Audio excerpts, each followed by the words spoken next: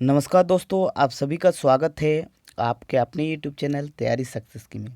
दोस्तों, आप सभी का बहुत बहुत स्वागत है आज के इस नए वीडियो में। दोस्तों, आज का जो टॉपिक है वो बहुत ही इंटरेस्टिंग टॉपिक है और सबसे ज़्यादा पूछे जाने वाले सवालों में से एक है। अक्सर ही मेरे कई दोस्त मित्र मेरे को यही सवाल बार बार सोशल मीडिया अकाउंट्स में पूछते हैं कि किस तरह से इतिहास के विषय में अपने कॉपी भरें। तो दोस्तों, मैं आपको इस वीडियो में पूरा डिटेल्स में बताऊंगा और दोस्तों 3 स्टेप बताऊंगा। दोस्तों, अगर आप इस 3 स्टेप को फॉलो करते हैं तो आपको बहुत ही अच्छा स्कोर प्राप्त होगा।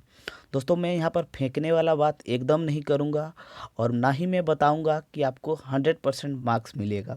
दोस्तों, इतिहास में 100% मार्क्स मिलता नहीं है और अगर मिलता है तो दोस्तों वो गड़बड़ है, आपको वो लोग उल्लू बना रहा है। तो दोस्तों, आप लोग पूरा वीडियो को लास्ट तक देखिएगा और अगर आप लोग ये तीनों फॉलो करते हैं तो आपका मार्क्स बहुत अच्छा मिलेगा। ठीक है, तो दोस्तों चलिए वीडियो शुरू करते हैं। और वीडियो पे नए हैं तो प्लीज़ चैनल को सब्सक्राइब कर लीजिएगा और बेल वाले आइकन को भी प्रेस कर दीजिएगा। तो दोस्तों, पहला हम लोग का स्टेप देखते हैं तो क्या है। तो दोस्तों, पहला स्टेप है लिखने का तरीका। दोस्तों, आप लोग में से बहुत सारे मित्र ऐसे हैं जिसको पता ही नहीं है कि लिखते कैसे हैं, जिसके वजह से आपको एवरेज नंबर मिलता है। दोस्तों, इतिहास का कॉपी लिखने का 3 तरीका है। दोस्तों, मान के चलिए ये आपको लिखने ये वाला एक तो पेज है, ठीक है, और यहाँ पर आपको क्वेश्चन लिखा हुआ है। तो आपको आंसर राइटिंग कैसे करना है। दोस्तों, आपको आंसर राइटिंग करने के लिए 3 स्टेप फॉलो करना होगा। पहले ये लिखने का तरीका बता रहा हूँ, फिर आपको 2 और तरीके बताऊंगा। तो उस तक वहाँ तक पहुँचने के लिए आपको सब्र रखना होगा। आप पूरा वीडियो को ध्यान से सुनते हुए चलिएगा, आपको निश्चित ही फायदा होगा। दोस्तों, लिखने का तरीका क्या है। दोस्तों, कोई भी आपको क्वेश्चन मिले, जैसे मान के चलिए सिंधु घाटी सभ्यता, आपको क्वेश्चन दिया गया है सिंधु घाटी सभ्यता की विशेषताएं क्या है। तो आपको क्या लिखना होगा, सबसे पहले आपको इंट्रोडक्शन देना होगा।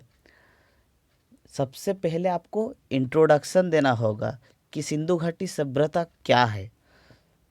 दोस्तों, जैसे ही आप इंट्रोडक्शन देते हैं तो एग्जामिनर को इतना तो एकदम पक्का पता हो जाएगा कि आपको लिखने का तरीका पता है।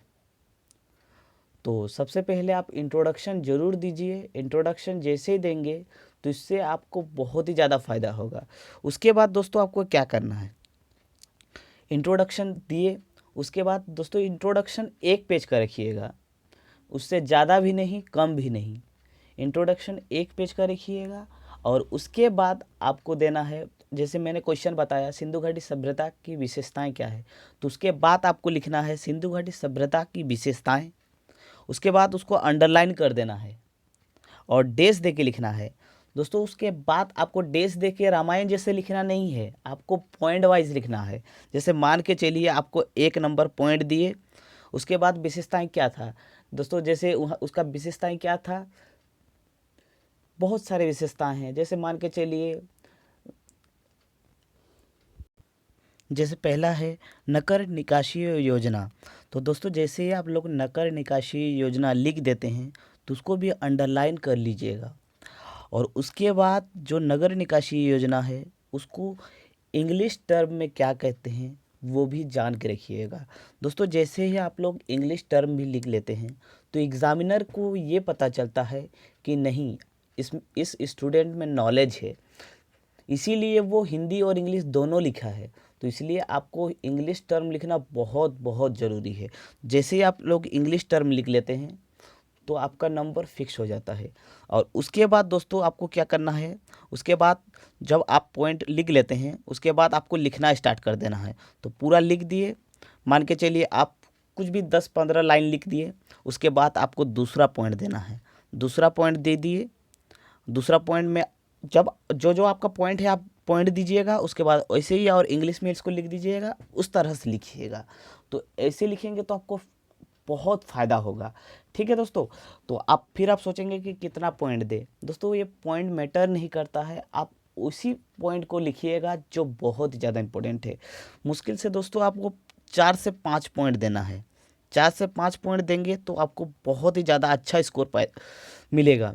ठीक है, तो उसके बाद दोस्तों इसको एंड कैसे करते हैं। दोस्तों आप क्वेश्चन लिख लेते हैं, बहुत सारा दोस्त ऐसे करते हैं, इंट्रोडक्शन भी लिखते हैं, मिड पार्ट भी लिखते हैं, जो पॉइंट वाइज वो भी लिखते हैं, लेकिन गलती उस जगह हो जाती है कि क्वेश्चन को हम लोग जब एंड करते हैं तो उस जगह पर कैसे एंड किया जाता है। तो दोस्तों उस जगह पे एंड किया जाता है, हम लोग को लिखना पड़ता है निष्कर्ष।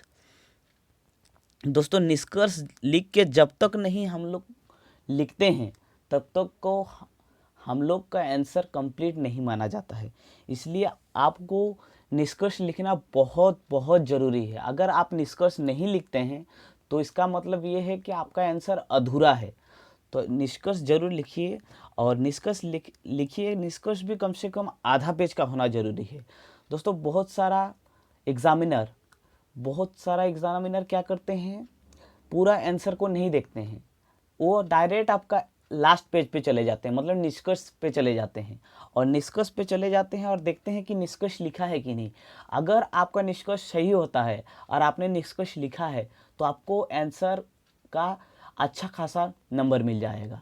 और अगर आपने निष्कर्ष नहीं लिखा है, आप इंट्रोडक्शन भी लिखे हैं, मिडिल पार्ट भी लिखे हैं, तो आपको उतना अच्छा मार्क्स नहीं मिलेगा। जैसे मान के चलिए 15 मार्क्स का क्वेश्चन है, और अगर आपने इंट्रोडक्शन भी अच्छा से लिखा है और मिडिल पार्ट भी 5-6 को पॉइंट दिए हैं, और फिर भी आपको अगर निष्कर्ष नहीं लिखते हैं तो उतना अच्छा मार्क्स नहीं मिलेगा। 15 में से आपको देगा 6, 7, 8 उतना ही मिल सकता है। और अगर आप निष्कर्ष लिखते हैं तो आप एक्स्ट्रा और 3 मार्क्स ऐड कर सकते हैं। मतलब अगर 6-7 मिलता है तो आप 3 मार्क्स लिख सकते हैं अपने और ऐड कर सकते हैं। मतलब 10 मार्क्स से प्लस ही होगा, कम नहीं होगा। ठीक है, तो दोस्तों आपको लिखने का तरीका समझ में आ गया होगा। दोस्तों मैं आपको एक बार रिवीजन करवा देता हूँ कि कैसे लिखना है। दोस्तों पहले आपको लिखना है इंट्रोडक्शन। ठीक है, इंट्रोडक्शन लिखना है, उसके बाद मिडिल पार्ट में आपको पॉइंट वाइज लिखना है, पॉइंट वाइज, और वो भी इंग्लिश हिंदी मिला के।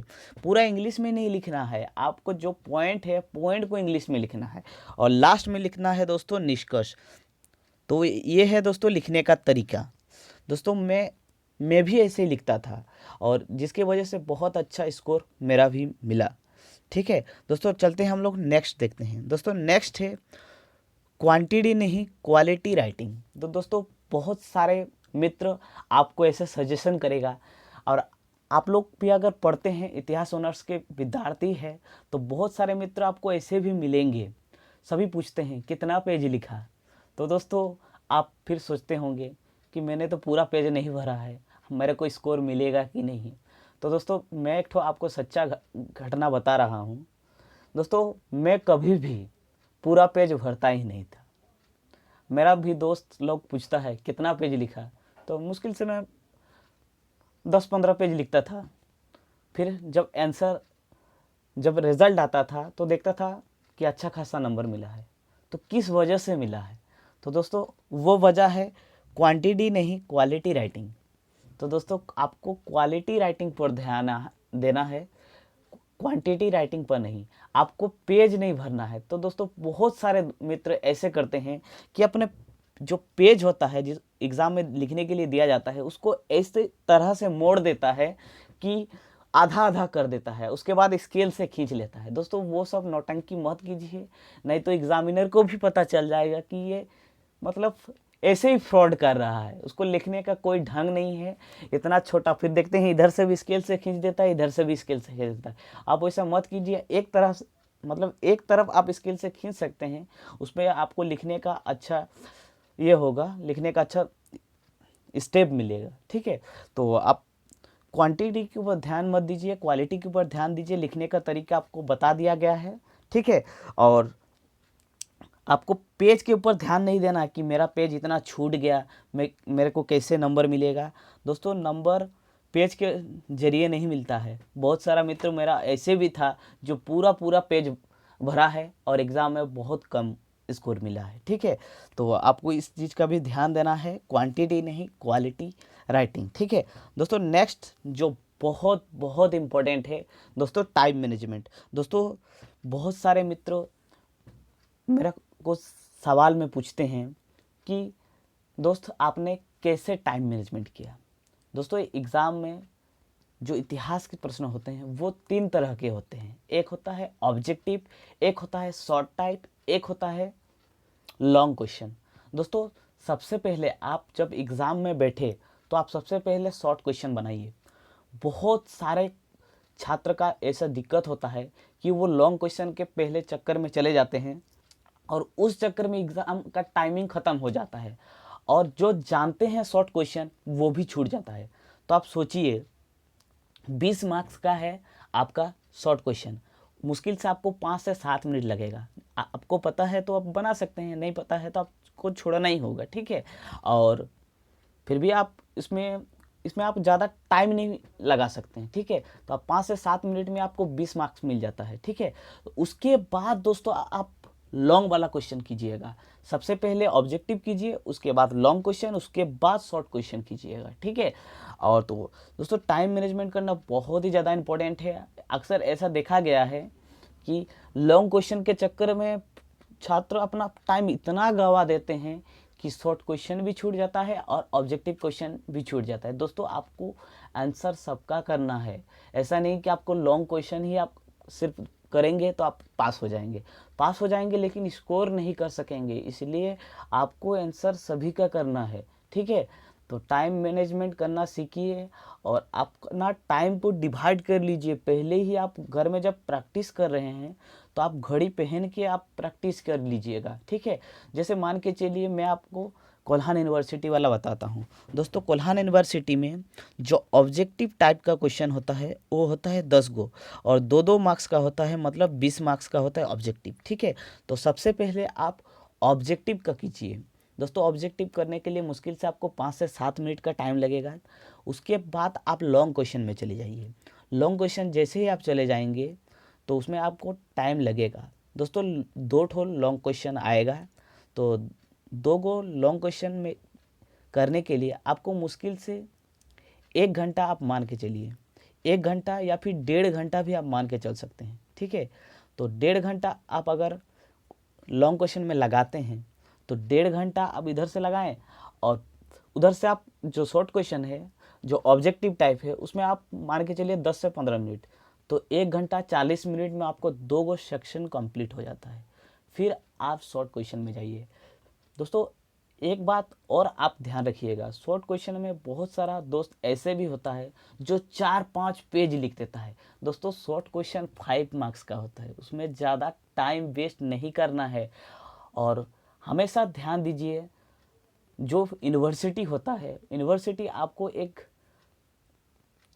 गाइडलाइंस देता है कि आपको आंसर 100 वर्ड में लिखना है, 400 वर्ड में लिखना है। तो आपको ज़्यादा लिखने से ज़्यादा नंबर नहीं मिलेगा। आप अगर 100 के जगह 500 वर्ड में लिखते हैं तो आपको 5 मार्क्स के जगह 10 मार्क्स नहीं मिलेगा।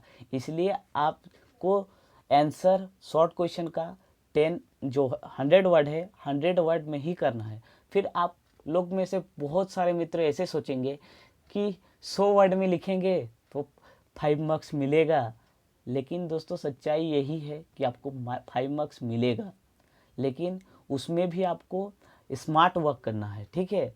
क्वालिटी पे ध्यान देना है, क्वांटिटी पे नहीं देना है। आप अगर अच्छा से सुंदर तरीके से लिखेंगे तो आपको स्वाभाविक है कि आपको मार्क्स मिलेगा, ठीक है। तो इसमें टाइम मैनेजमेंट करना सीखिए, आप प्रैक्टिस कीजिए घर में, और अगर आप प्रैक्टिस करते हैं तो आप निश्चित ही परीक्षा में भी अच्छा स्कोर कर पाएंगे, ठीक है।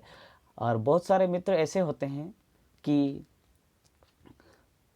परीक्षा से पहले कुछ भी प्रैक्टिस नहीं करते हैं, डायरेक्ट सोचते हैं कि हम एग्ज़ाम में ही लिखेंगे।